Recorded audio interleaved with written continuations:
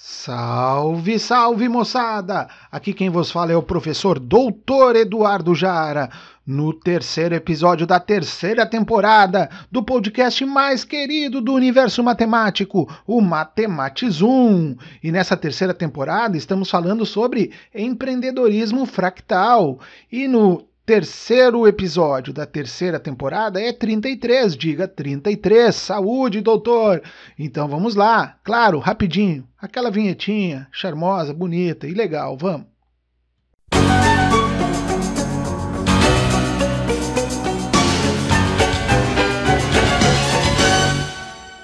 Que beleza, que beleza!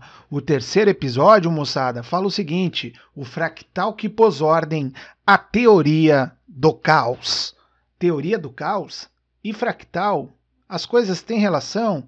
Sim, tem muita relação. Foi lá por 1960, por ali, que um senhor chamado Edward Lorenz, lá no MIT, Massachusetts Institute of Technology, estava pesquisando sobre o tempo. Queria saber o tempo para dali a 30 dias e tal. Era muito difícil. Ele foi lá, colocou um computador a válvula para funcionar. Já contei essa história outras vezes, vou contar de novo aqui.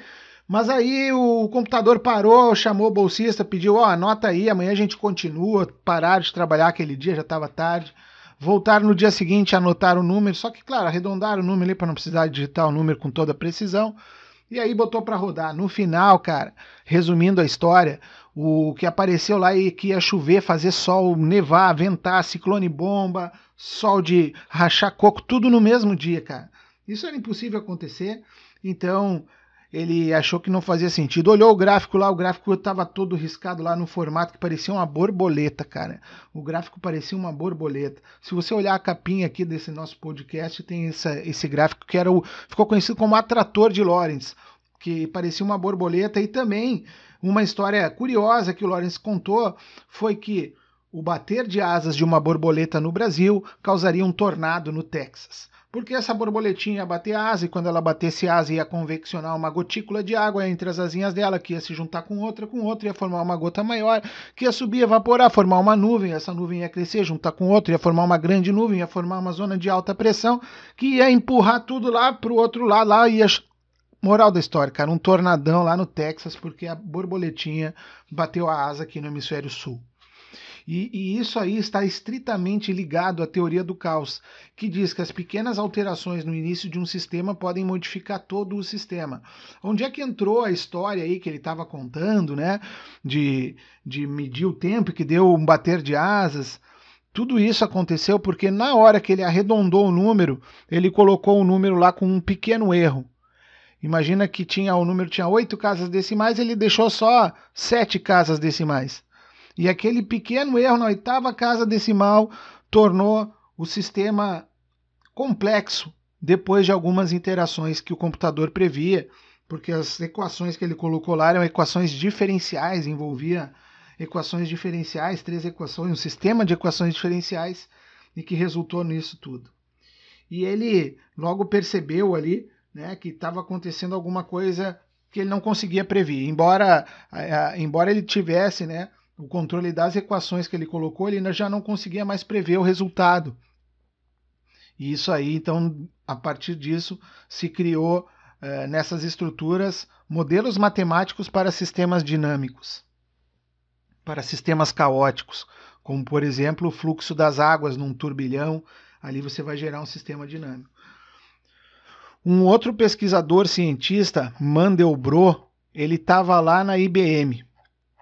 E ele estava pensando em como que a natureza não conseguia representar bem as coisas. Né? Não a natureza, perdão a minha falha aqui grosseira, mas a geometria disponível não conseguia representar bem a natureza. A geometria que se tinha acesso, pensar nas figuras clássicas, triângulo, retângulo, quadrado, elas não servem para descrever a natureza e toda a sua forma. Quando o Mandelbrot olhava uma montanha no perfil, ele podia pensar, um triângulo ali, até que modela uma montanha. Uma montanha pontuda, um Everest, é um triângulo. Só que todos sabemos que não é um triângulo, que ela é cheia de rugosidade, porosidades, curvas, suaves, íngremes em um ponto, menos no outro. Ela é toda rugosa. É uma superfície que depois começou a aparecer, sabe onde? Nos fractais. Os fractais tinham esta propriedade de conseguir representar, através de gráficos que eram gerados por equações matemáticas, figuras semelhantes na natureza, ou formatos que se observavam na natureza. Por exemplo, o brócolis. Quando a gente tira um pedacinho do brócolis e bota no microscópio, aquilo fica completamente um brócolis gigante. E essas pequenas alterações que eram percebidas, essas pequenas áreas, volumes observados eram iguais ao todo. Isso formava uma estrutura fractal.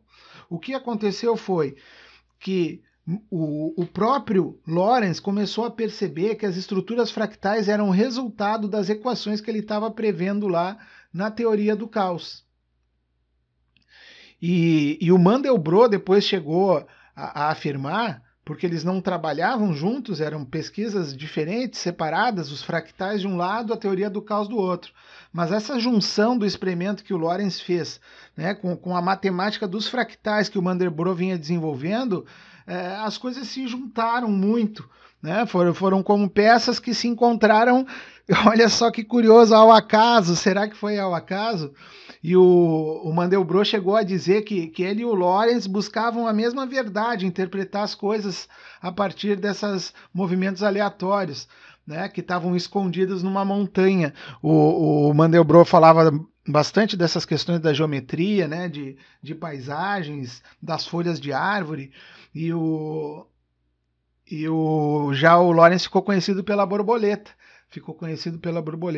E ele falou, né, que o Mandelbrot disse que a diferença entre eles é que eles buscavam em diferentes lugares, mas eles estavam no mesmo lugar, na mesma montanha. E assim foi que se juntou essa geometria dos fractais à teoria do caos, e que diz que as pequenas alterações no início de um sistema podem transformar todo o sistema.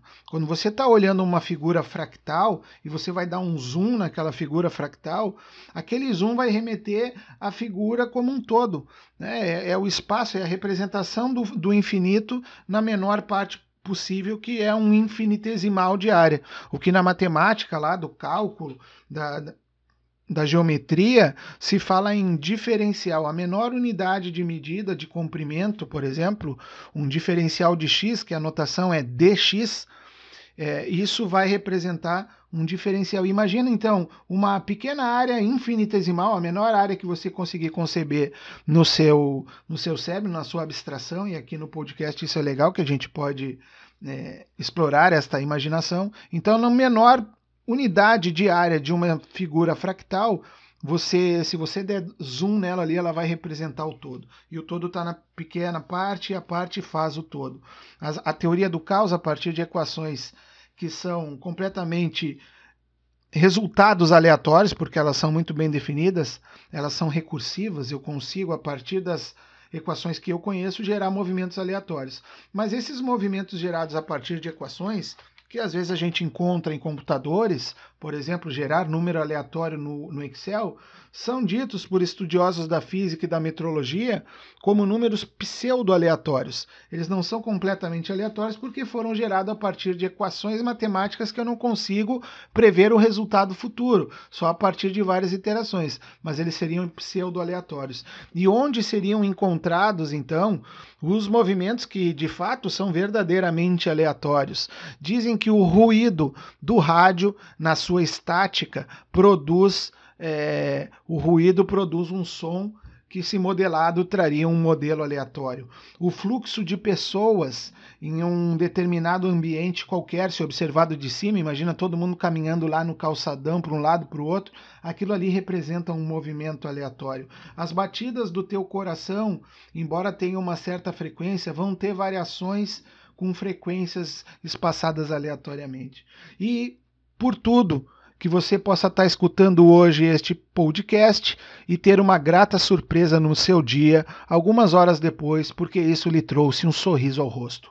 Isso sim é um movimento fractal que pode gerar um empreendedorismo fractal. E eu tenho que acabar aqui e não contar como vai acabar esta ação empreendedora a partir do seu sorriso, que farfalhou na sua face tal qual uma borboleta, porque a borboleta do seu sorriso pode estar abrindo muitos caminhos no Texas e no mundo. Um grande abraço da equipe Ezag Kids, espero que vocês tenham gostado desta história. Fui!